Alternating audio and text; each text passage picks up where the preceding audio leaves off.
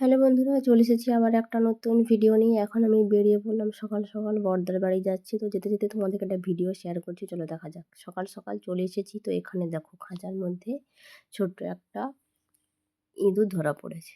ইঁদুরটা কীভাবে এর মধ্যে ঢুকে গেছে কেউ বুঝতে পারছে না। তো এখানে আটকে পড়েছে। তো বৌদি এখন এটাকে বাইরে বের করে রেখে দিয়েছে। তো ভাইপো আসলে এটার ব্যবস্থা করা যাবে, কি করা হবে। ইঁদুরটা কি কিউট লাগছে দেখো, কি সুন্দর। ওর মধ্যে থেকে হাত পা গুলো না যেন ছোটো ছোটো বাচ্চাদের যেরকম পা হয় না, সেরকম হাত পা লাগছে, কি কিউট। আর খুব দুষ্টও শুদ্ধ। এই দেখুন, এদিক থেকে ওদিক ঘুরে বেড়াবে। আর ল্যাজটা দেখো একটু অন্য রকমই।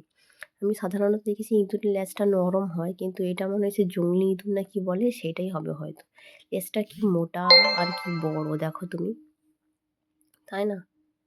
কত সুন্দর এদিক থেকে ওদিক ছুটে বেড়াচ্ছে, দেখে বেশ ভালো লাগছে। তাই ভাবলাম তোমাদেরকেও শেয়ার করি। এইসব জিনিস তো আজকাল ঠিক দেখা যায় না, বাড়িতে এখন নেই, সব আর বাড়িতে থাকেও না।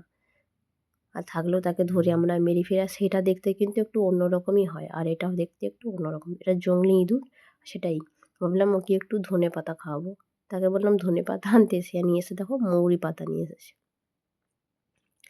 আমাদের ইস্যুরানি একটা মৌরি পাতা এনে দিয়েছে, ওই যে ওকে মৌরি পাতাটাও খাবো। দেখুন, ও টেনে নিজের মতো করে নিয়ে নিল ওর কাছে, দিয়ে মৌরি খাচ্ছে বসে বসে। ভালোও লাগছে দেখতে, তাই না? সাধারণত আমরা এসব অনেকে চিড়িয়াখানায় গিয়ে দেখে থাকি, বা বাড়িতে থাকলে আমাদেরকে মেরে দিই। যখন চিড়িয়াখানায় দেখতে যাই তখন কিন্তু ভালো করেই দেখি।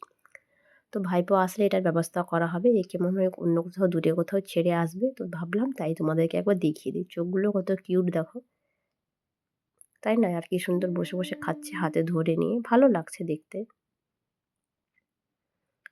তাই না? বসে আছে, কত কিউট দেখো। হাতটা কেমন, পাটা কেমন একটাকে তুলে রেখেছে, এক হাতে বাচ্চাদের মতো ধরে।